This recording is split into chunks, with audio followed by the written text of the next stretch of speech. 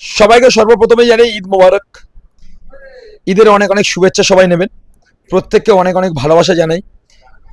একদম ছোট থেকে বড় প্রত্যেকের সাথে একদম ঈদের নামাজ পড়া শেষ হওয়ার সাথে সাথেই সবার সাথে একটা মিলবন্ধন, সবার সাথে ভালোবাসার সম্পর্ক রাখার চেষ্টা করলাম।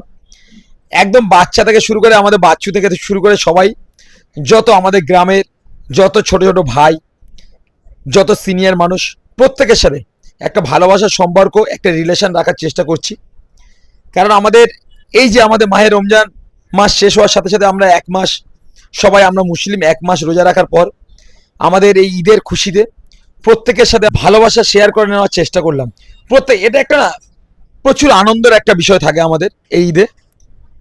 একটা অন্য ধরনের একটা মনের মধ্যে একটা ভালোবাসা তৈরি হয় প্রত্যেকের সাথে।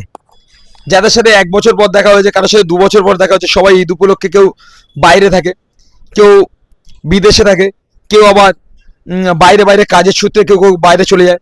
তো সবার সাথে একটা দেখা হয়ে সবার সাথে একটা ভালোবাসা যে একটা শেয়ার করা, তাদের সাথে যে একটা মিল মহব্বত একটা তৈরি করা, এটা একটা অন্য লেভেলের একটা ভালোবাসা আমাদের মধ্যে মনে মনে মনের মধ্যে একটা কাজ করে। তাই আমরা প্রত্যেককে বলবো, প্রত্যেকের সাথেই নিজেদের পাড়ায় আপনারা নিজেরা প্রত্যেকের ভাই ব্রাদার, সে শত্রু হোক আর যেই হোক, প্রত্যেকের সাথে ভালোবাসা রাখবেন, ভালোবাসা শেয়ার করে নেবেন। কারণ এই বছরে একবার এই ঈদ না, এই ঈদের এর মতো খুশি আমাদের মুসলিমদের আর অন্য কোনো বড় এর থেকে অনুষ্ঠান, এর থেকে বড় আর খুশির বিষয় কোনো থাকে না। এটাই আমাদের সবথেকে বেশি খুশির দিন।